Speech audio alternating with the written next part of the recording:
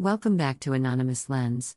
Today, we bring you the second part of the harrowing account from inside the Church of Scientology's Pacific Area Command, also known as PAC, and Rehabilitation Project Force, also known as the RPF.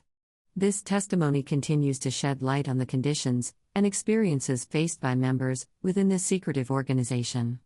In this installment, we delve deeper into the personal struggles and injustices endured by those confined within the PAC RPF.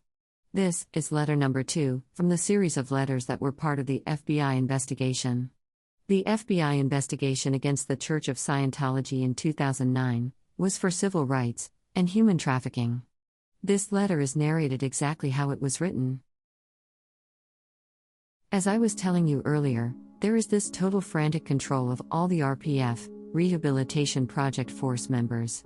We are not allowed to be seen by anybody, public or staff. This is supposedly upsetting the regular staff so much on their jobs that we are being secluded from the world. I think they are doing a pretty good job at it, because I'm sure that you don't see about 170 people running around in gray t-shirts, do you? Gray t-shirts are, by the way, our uniform. We are hidden in the west wing of the building, and in the basement. We are also working on top of the building that is called the Old Services Building. This is a secluded space, where noise from the air conditioners drowns out any sounds of our work, of sanding wood, or other construction projects. This is the building where the crew laundry is, and the one next to the motor pool gate. There is an ongoing project that has been worked on for years now, consisting of moving the RPF spaces to one location. We spend a lot of time renovating rooms and moving personal belongings around. For over 10 years, the RPF used to be located on the second floor of the Lebanon Hall building, which is right in the middle of the complex. The RPF grew in such number that there was no place to berth everybody, and the living conditions were getting just too crowded. The RPF has been very busy moving rooms, from one building to another, full offices, all equipment, beds and everything. We are now out of the Leb Hall since a bit less than a year, and are now all in the main building west wing. One of the reasons we had to move everybody over to the other side was because we were running into crew all the time, as the main path is just outside the main dining room.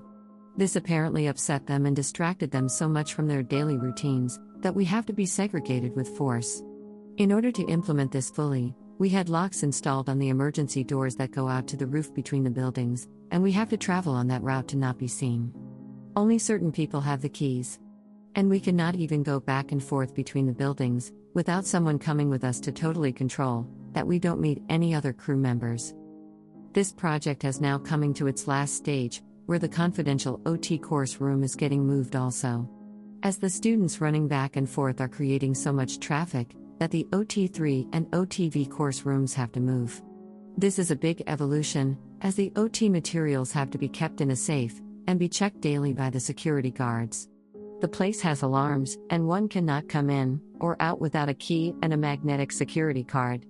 Only OTs are allowed to access this area. The evolution is slowed down, however, as there are quite some material costs involved, and the new security system and location has to be fully approved by RTC, the top police organization of Scientology.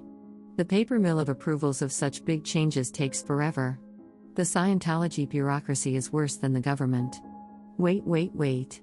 We even started to move and build the new course room, and we came to a dead halt, as we jumped the gun.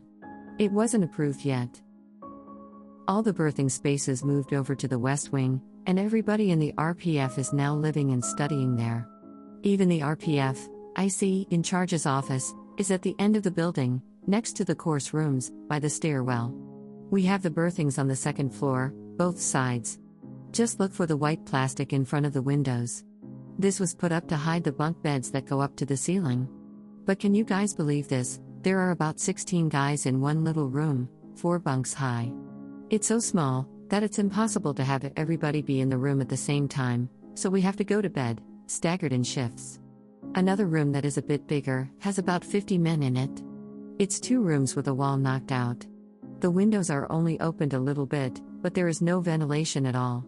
Can you imagine how it smells at night, when 50 sweaty hard-working guys take their shoes off? Then, you think that one would be able to sleep being totally tired, or wiped out from a full day of hard work, but sometimes I can't even sleep, because it's horrendous to listen to a bunch of people that snore. The women also live in small rooms, with about 15 to 20 in each. They are also complaining of bad smell and snoring. I'm actually wondering how it feels to live in a regular bed with clean sheets and fresh air, after all these years. Hopefully soon I will be able to experience a real life. By the way, if someone could arrange to have the health department come and inspect this area, maybe something could be done about this terrible living situation.